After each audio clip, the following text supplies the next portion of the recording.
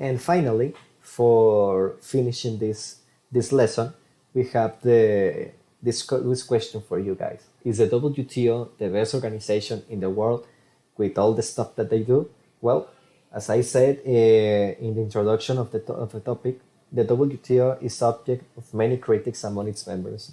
They're not the perfect organization. They're not the the they are the maximum. They are not the best of the world. They have a lots of critics because several accusations start in the object or start in the way that they usually protect the big industries and transnational companies rather than the developing economies. I mean, so in a developed nation, they can have a transnational or a really big company that has more power than a developing company. And in this case, they are helping the company or the industry because they represent a lot more money than a developing economy.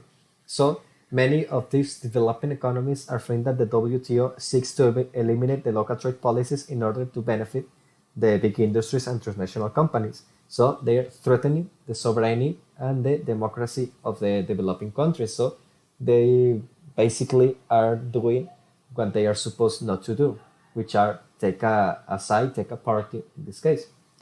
And that's object of lots of critics. I'm going to leave you a video that explains with an example of this. You're going to find it really interesting and you can formulate your own conclusion. Entonces, la OMC es la mejor organización, es lo máximo, es wow, lo más increíble del mundo.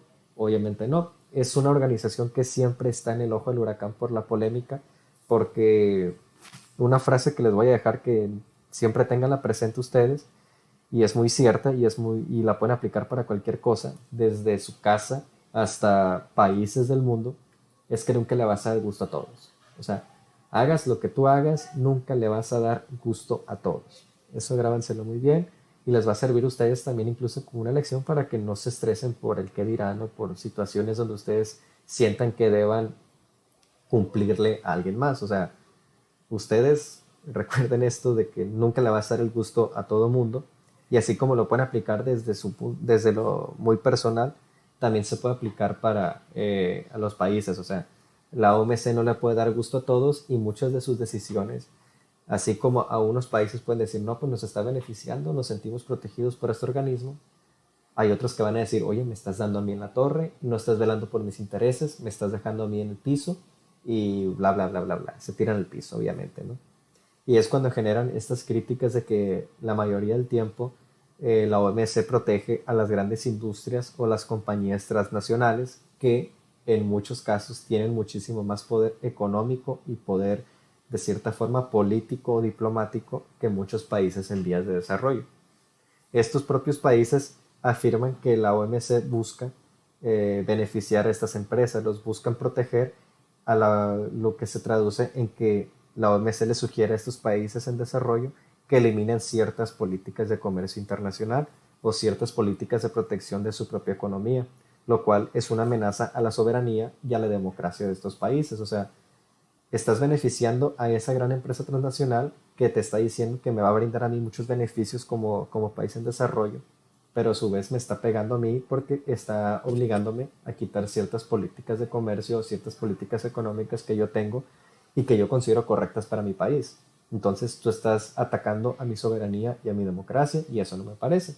Y es donde generan este tipo de polémicas, ¿no?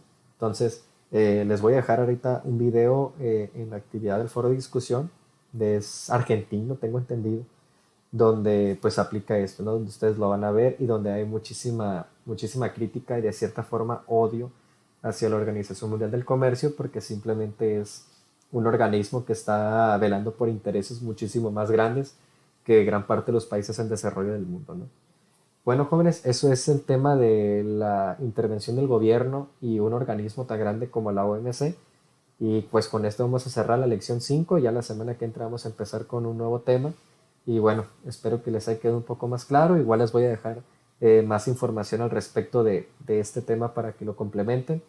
Y pues igual busquen conocer un poco más a fondo cómo trabaja este organismo, porque sí es muy importante, sí, es polémico, pero también en muchas ocasiones termina determinando cómo se va a llevar a cabo el comercio internacional tal como lo conocemos hoy en día, ¿no? Así la situación entonces, y con esto pues concluimos esta lección.